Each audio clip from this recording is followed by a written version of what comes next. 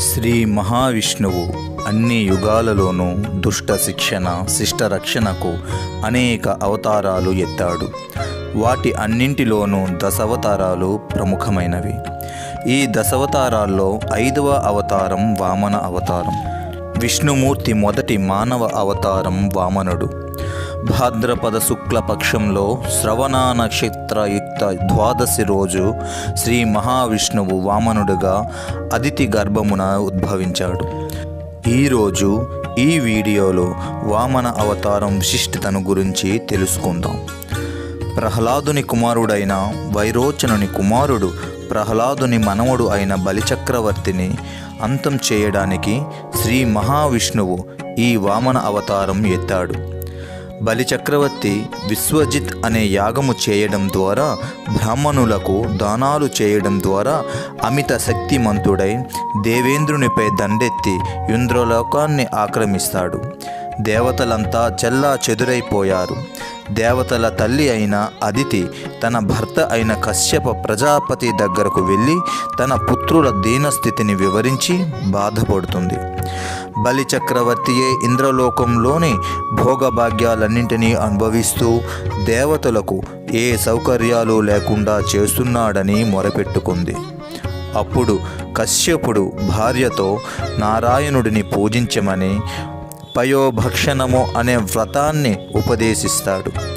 ఆ వ్రత ఫలితంగా భాద్రపద శుద్ధ ద్వాదశి రోజు మధ్యాహ్నం వామన రూపంలో విష్ణువు అదితి గర్భంలో జన్మిస్తాడు. బలిచక్రవర్తిని అణిచివేసే అవకాశం గురించి ఎదురుచూస్తూ ఉంటాడు. బలిచక్రవర్తి ఒకసారి అశ్వమేధ యాగాన్ని తలపెట్టాడని తెలుస్తుంది. బలిని అనగదొక్కేందుకు ఇదే సరైన అదనుగా భావిస్తాడు విష్ణుమూర్తి.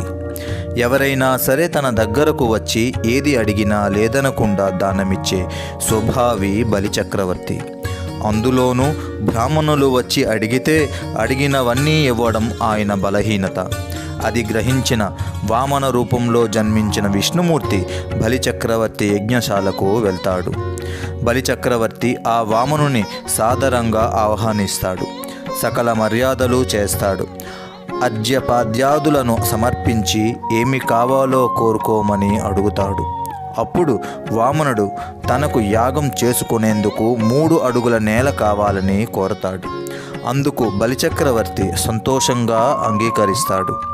దానం కోరి వచ్చినవాడు వామన రూపంలో ఉన్న రాక్షస విరోధి అయిన శ్రీ మహావిష్ణువు అని అక్కడ ఉన్న రాక్షసుల గురువు శుక్రాచార్యుడు గ్రహిస్తాడు. వెంటనే శుక్రాచార్యుడు బలిని పిలిచి వచ్చినవాడు విష్ణువు అని, అతనికి ఏ దానం చేయవద్దని, వెంటనే ఇక్కడ నుంచి పంపివేయమని సలహా ఇస్తాడు. అందుకు బలిచక్రవర్తి తానేమీ చేయలేనని, దానమిస్తానని చెప్పి వెంటనే తన ప్రాణాలపై వ్యామోహంతో ఆ దానం చేయనని పలకలేనని అంటాడు. ఎన్ని కష్ట నష్టాలు ఎదురైనా ఇచ్చిన మాట మీద నిలబడి ఉంటానని, మాటను వెనుకకు తీసుకోలేనని తన అభిప్రాయాన్ని వ్యక్తం చేస్తాడు. అందుకు ఆగ్రహించిన శుక్రాచార్యుడు తన మాట వినకపోతే శీఘ్రకాలంలోనే రాజ్యభ్రష్టుడు అవుతావని చెప్పి వెళ్ళిపోతాడు. అనంతరం బలిచక్రవర్తి వామనుని పాదాలు కడిగి ఆ నీరును తల మీద చల్లుకుంటాడు.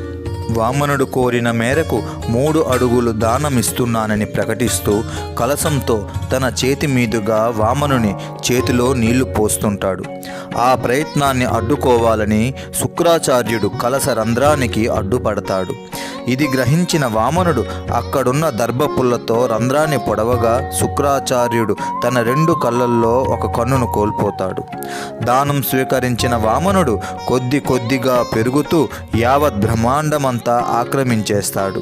ఒక పాదము అనగా అడుగు భూమి మీద వేసి, 2వ పాదము అనగా 2వ అడుగు ఆకాశం మీద వేసి, 3వ పాదం ఎక్కడ వెయ్యాలని బలిచక్రవర్తిని అడుగుతాడు. అప్పుడు బలి, ఇక నా దగ్గర ఇచ్చేందుకు ఏమీ లేదు, మీ 3వ అడుగు నా నెత్తి మీద వెయ్యి పురుషోత్తమా అంటాడు. వామనుడు తన 3వ పాదాన్ని బలి నెత్తి మీద వేసి పాతాళానికి తొక్కేస్తాడు. అయితే బలి దానగుణానికి సంతోషపడిన శ్రీ మహావిష్ణువు ప్రతి సంవత్సరం అతను కొన్ని రోజులు భూమిపైకి వచ్చి తన రాజ్యాన్ని చూసుకునేట్టు వరమిస్తాడు. ఇప్పటికీ కేరళలో ఓనం పండుగను బలి రాక కోసం అత్యంత వైభవంగా నిర్వహిస్తారు. వామన జయంతి నాడు వైష్ణవ ఆలయాలకు వెళ్ళి శ్రీ మహావిష్ణువును పూజిస్తే శుభప్రదం, మంగళకరం, జయప్రదం. 3 అడుగులతో ఈ లోకాన్ని జయించాడు కాబట్టి వామనుడికి త్రివిక్రముడు అని పేరు. ఆ త్రివిక్రముని పేరు మీద చాలా ఆలయాలు ఉన్నాయి. కంచిలో ఉన్న ఉలగలంద పెరుమాళ్ ఆలయం, ఖజురహోలో ఉన్న వామన ఆలయం వీటిలో ప్రముఖమైనవి. ఇవే కాకుండా ఉత్తరప్రదేశ్, మహారాష్ట్ర, కేరళ తదితర చోట్ల కూడా వామనుడి ఆలయాలు అనేకం ఉన్నాయి. బలిచక్రవర్తిని వామనుడు 3 అడుగులు భూమి కావాలని కోరడంలోని ఆంతర్యాన్ని నేటి తరానికి అన్వయించి చూస్తే వామనుడు కోరిన 3 అడుగులు సత్వరజోతమో గుణాలని, అవి సృష్టి స్థితి లయలను సూచిస్తాయని అంటారు. ఇక బలితల మీద పాదం మోపడం అంటే అహంకారాన్ని అణిచివేయడమే. తనంత గొప్పవారు లేరనే దుహంకారంతో ఇంద్రలోకాన్ని ఆక్రమించి అందరికీ ఇబ్బందులు కలిగించిన బలిచక్రవర్తిని అణచివేతలోని ఆంతర్యం దుహంకారంతో విర్రవీగే వారికి ఎన్నటికైనా అధోగతి తప్పదని తెలియజేశాడు శ్రీ మహావిష్ణువు.